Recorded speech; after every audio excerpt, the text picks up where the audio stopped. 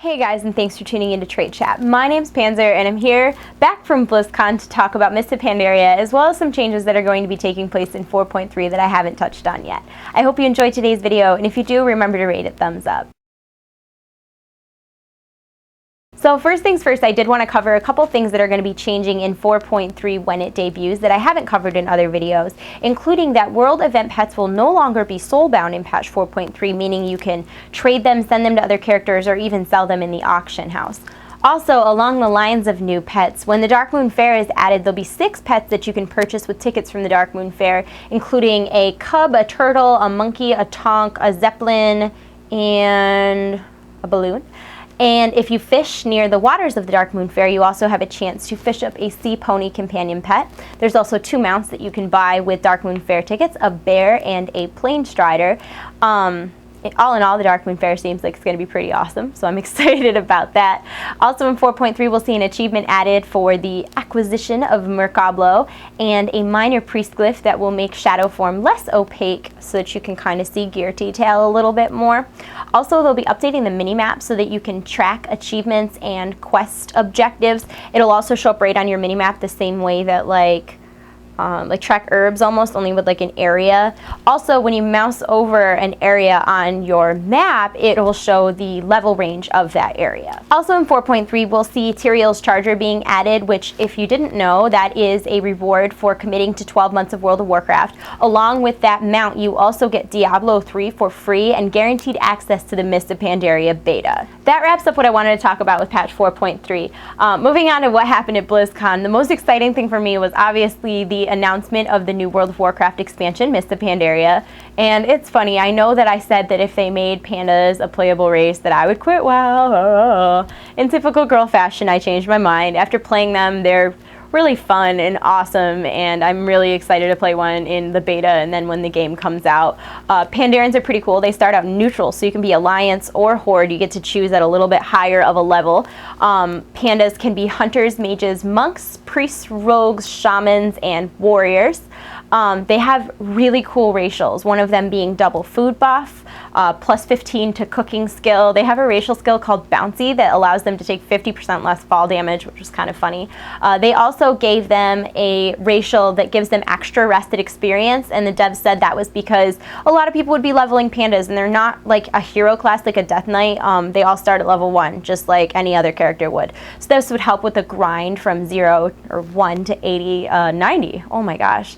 That would help with the grind between levels 1 and 90. And then they also have a racial skill called Quaking Palm, and what that does is it's like a kung fu move where the panda touches a pressure point on their enemy and it puts them to sleep for 3 seconds. Really cool. The areas where pandas start is super cool. It's very pretty and Asian inspired, and it's not like any other part of the game, which I really appreciate. This whole expansion seems very cool. It's much more focused on PvP and Alliance versus Horde than like your faction versus a boss. Like Burning Crusade was about Illidan, and Wrath of the Lich King was about Arthas, and Cataclysm is about Deathwing. Mists of Pandaria is about Alliance versus Horde, which I'm sure a lot of PvPers are really going to appreciate. After pandas, the next most exciting thing for me when they announced Mists of Pandaria was the announcement of the new monk class.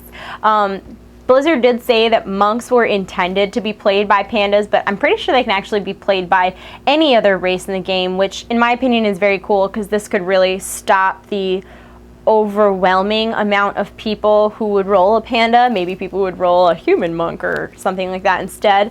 So I'm excited about that. And the monks are so cool. They're like a kung fu type class, and they use a lot of martial arts moves. It's really cool. They don't have an auto attack like every other class. And they can be a tank, a healer, or a DPS. The tank spec is called Brewmaster, the healer spec is called Mistweaver, and the DPS is a melee DPS called the Windwalker. Monks will share armor with druids, being that they're leather, and the melee-based monks will wear like rogue, feral druid gear, and then the healing monks will wear like resto druid gear. To use their class-specific moves like jab and roll, monks will use a completely separate resource called Chi. Chi will also allow them to unlock dark and light forces, which let them use different abilities. In case you were wondering, their class color is going to be like a jade green, and a lot of hunters are like, oh, but hunters are green. Think about it the same way as like mages and shamans. Like mages, that like light blue cyan kind of color, and then like shamans is like the dark royal blue. It's going to be like hunters is like that lime green, and then monks will be like a dark jade foresty sort of green. It won't be anything that can confuse you, unless you're dumb. Also in Mists of Pandaria, we'll see the addition of a completely revamped talent system. The old talent tree system is completely removed. Now, in Mists of Pandaria, at level 10, you'll get to choose a specialization, which for a warrior, say you choose protection. Rather than speccing into a protection tree, you'll just learn all your protection talents as you level up along with your class abilities. Rather than putting talent points in your tree, you'll get a smaller, like slimmer style tree where there'll be 3 abilities called a talent set. And every 15 levels, you get to make a choice of which one of the 3 abilities you'd like to unlock. All the abilities are kind of themed. Just as an example, mages, one of their tiers of abilities is like a sheep tier, so they get to choose whether they want their sheep to not regen health, whether they want their sheep to be stunned after they come out of sheep, or whether they want to be able to sheep 2 targets at the same time. These abilities that you choose are not set in stone. They're not permanent. They can be changed at any time. You don't have to go see a trainer. In fact, in Mists of Pandaria, you'll never have to go see a trainer again because you can learn your abilities wherever you happen to be, which is awesome. And you'll be able to change those choices just by clicking learn. It's really simple, and there'll be a small fee or a reagent, but it's definitely something that is made to tweak and to change around and to fit the situation rather than something that you were stuck in that's cookie cutter that you have no choice. It's much more about choosing how you want to play your character. If you're finding this a little hard to understand and you want to see a visual model of these new talent trees, Wowhead already has the Mists of Pandaria talent calculator available for you to see, and I would definitely recommend checking it out. Link in the description below. One of the things that I am most excited for that's going to be added in Mists of Pandaria is the pet battle system. Think Pokemon in World of Warcraft. It's going to work much like a secondary profession, and any player can participate. Blizzard is also working on a possible spectator mode so that you can watch other people battle their pets. There'll be both PvP and PvE battles, so there'll be like trainer battles and then like battles against other people, just like in Pokemon. And when you beat trainers, your pets will get new abilities or new items. It's really cool because when you win, you get experience and your pet gets experience. When your pet gets experience, it can level up and its stats can increase. Your pets do actually of stats, so some of them may be tanks or healers or CC or high damage, whatever it may be. You'll be able to use the current non-combat pets you have, as well as they'll be adding a ton of new non-combat pets.